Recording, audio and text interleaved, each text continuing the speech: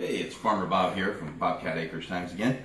Follow up from our last post about all homesteaders should be their own winemakers and beer makers, and how I explained that it's pretty easy with kits to make your own beer. So I thought I'd show you how real easy to make a nice kit beer. The one we're going to use, it happens to be from Cooper's. It's a Canadian blonde. If any of you are used to like a Molson's or a LaBatts or a Moosehead, it's very similar. Just open it. It comes with pretty much everything you need. You got your yeast packet, and most important, your instructions. On the can it said you needed some dry malt extract, which we picked up at our homebrew store as well.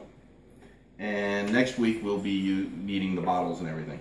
So to start, what we have to do is we get our fermentation bucket, which we've got right here, and we open the can.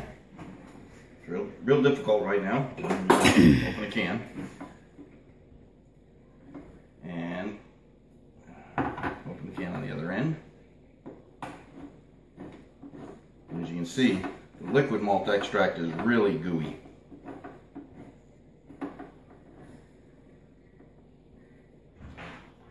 And once you get the can open, oh, okay, sorry for that slight interruption. Anyway, open the can, and I try not to cut the lid off because it's all sorts of gooey. And as you can see, as I pour this in, it's a deep, dark syrup. So try to have as much of it as possible drain out. We'll be using some warm and hot water, so we'll use that to rinse it out because we're going to mix that in with this.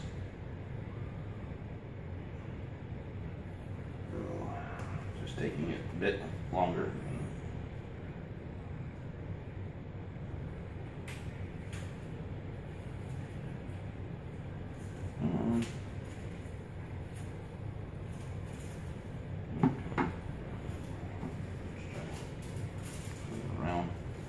Just rinse it with the hot water. So now we're going to get, I like to use just standard water from our well. If you have city water with chlorine, you might want to use bottled water because of the chlorine in it is not good for the yeast. So we're going to use, according to the directions, it says to use 4 liters, basically 4 quarts US. To dissolve the liquid extract.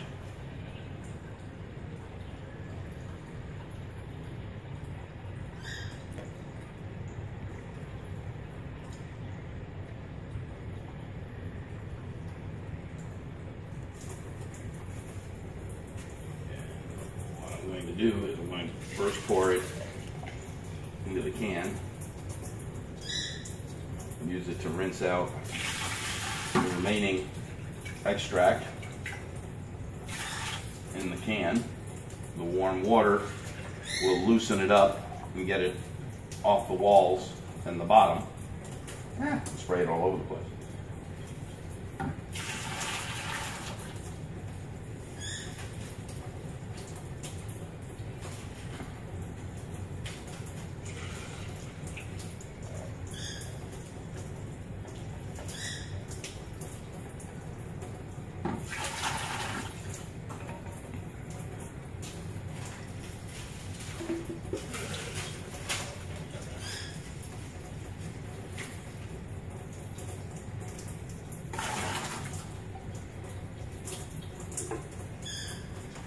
Since it says 4 liters of hot tap water. You could also do this with 2 liters, or basically 2 quarts of boiling water. I just find with the boiling water it takes longer to cool down, harder to cool down with just using cold tap water.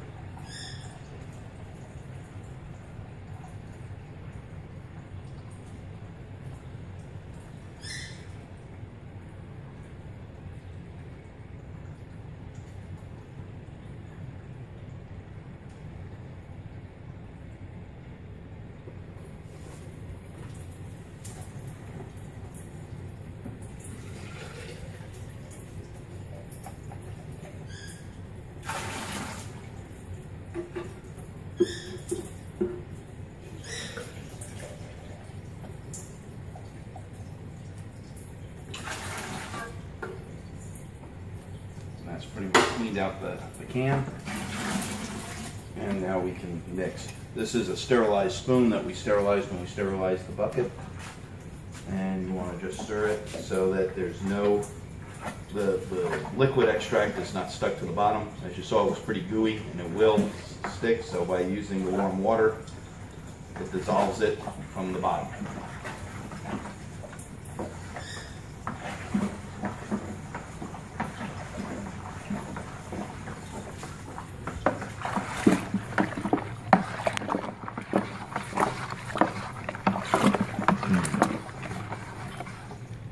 It's all stirred up. Is to fill it with good cool water so that it's up to 6 US gallons.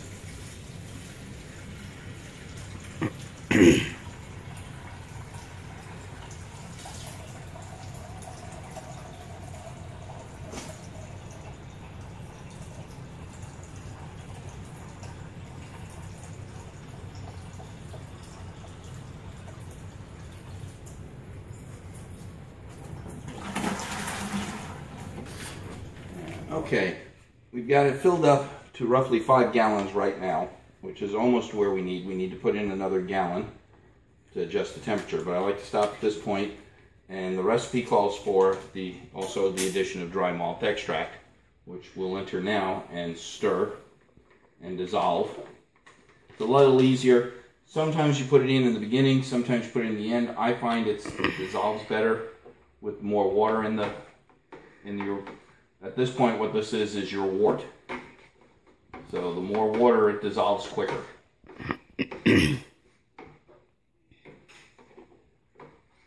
So now that we've got all our sugars, which is the liquid malt extract and the dry malt extract, and trying to get the foam to calm down here a little bit, we'll have.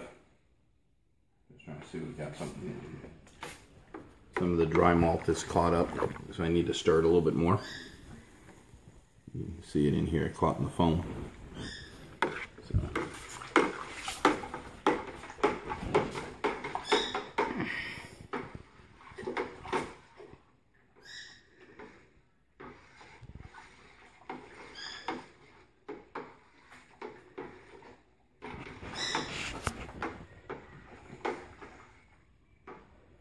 Okay, now we've got it all stirred up. We can go back to adding our cold water.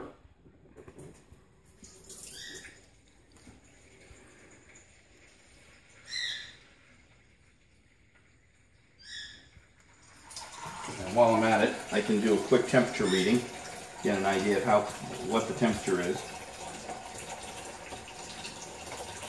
And we're just around 80 degrees right now. A little more cold water will bring it down to the perfect fermentation temperature.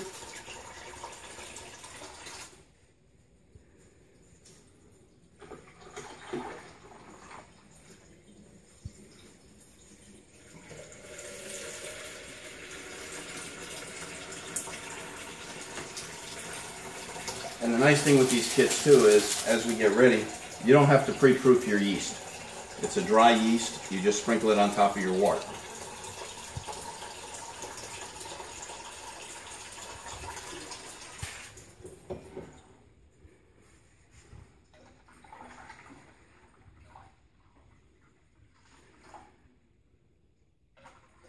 Okay. Actually, I added a little more than 5 gallons to it, and I know the marking on my bucket, so it's right here is 6 gallons. So now one of the things you'd like to do is get an idea of what your starting gravity is. It's not important with a kit, but if you have a hydrometer, it's nice to get an idea of what your potential is.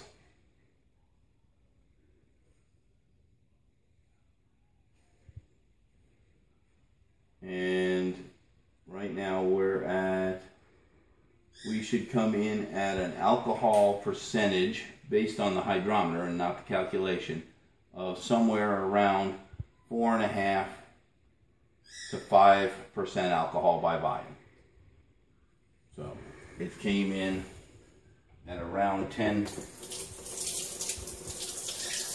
about 1030, between 1030 and 1040, which would give it right around the 4 to a little over 4%. Now you want to take your yeast,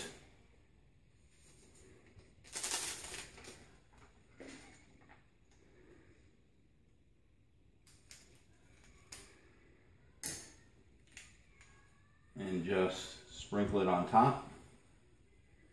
You don't want to stir it in, you just want to sprinkle it, because it will hydrate and start activating on its own. You then take the top to your fermentation bucket. Push it down good and tight. Get a good seal.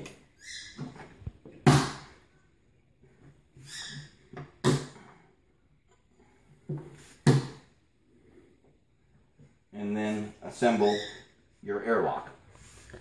This is what's called a 3-piece airlock. It's basically the main body, a little bell valve, and a cap. You fill it halfway with water.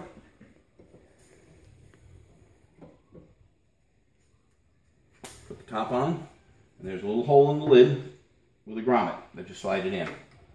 And there you go. And you let this sit for about a week until the bubbling stops. And then we'll come back in a week and we'll do bottling. So until next time, see you later.